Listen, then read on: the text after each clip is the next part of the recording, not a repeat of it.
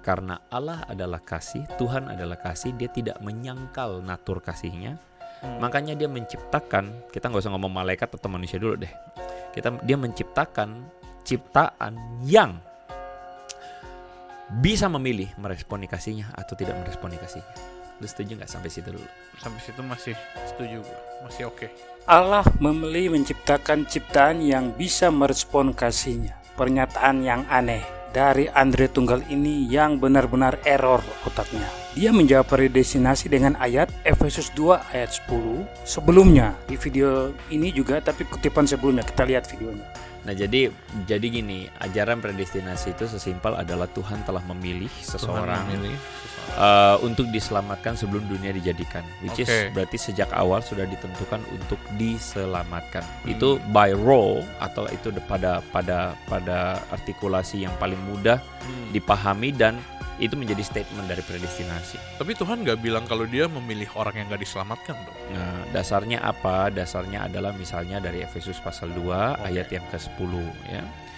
Jadi kita ini buatan Allah, diciptakan dalam Kristus Yesus untuk melakukan pekerjaan baik yang dipersiapkan Allah sebelumnya.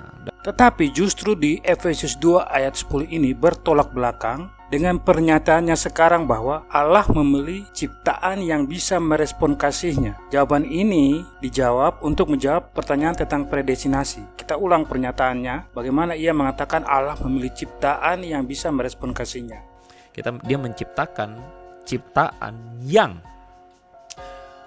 bisa memilih meresponi kasihnya atau tidak meresponi kasihnya. Oke, sedang Efesus 2 ayat 10 ini berkata, karena kita ini buatan Allah, diciptakan dalam Kristus Yesus untuk apa? Untuk melakukan pekerjaan baik yang dipersiapkan Allah sebelumnya. Ia mau supaya kita hidup di dalamnya. Artinya apa? Kita diciptakan Allah untuk melakukan perbuatan baik, bukan untuk merespon kasihnya seperti yang Andre Tunggal katakan. Yesus berkata kepada orang Saduki nih, mungkin orang-orang seperti Andre Tunggal ini, kamu sesat sebab kamu tidak mengerti kitab suci maupun kuasa Allah, dalam Matius 22 ayat 29.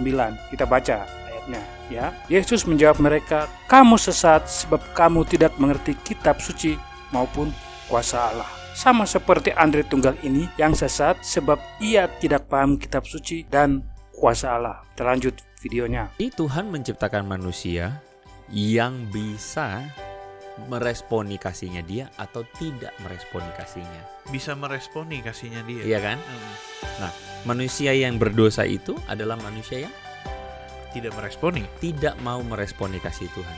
Dan itu totally menjadi responsibilitas dari manusia itu sendiri. Manusia yang berdosa itu manusia yang tidak merespon kasihnya. Kata Andre Tunggal lagi nih, sekali lagi Yesus bilang yang tidak paham kitab suci adalah sesat. Manusia jatuh dalam dosa bukan karena tidak merespon kasih Allah, tetapi manusia tidak taat kepada perintah atau hukum Allah. Saya ulangi, manusia itu berdosa bukan karena tidak merespon kasih Allah, tetapi tidak taat kepada perintah Allah atau hukum Allah. Kejadian 2 ayat 16-17.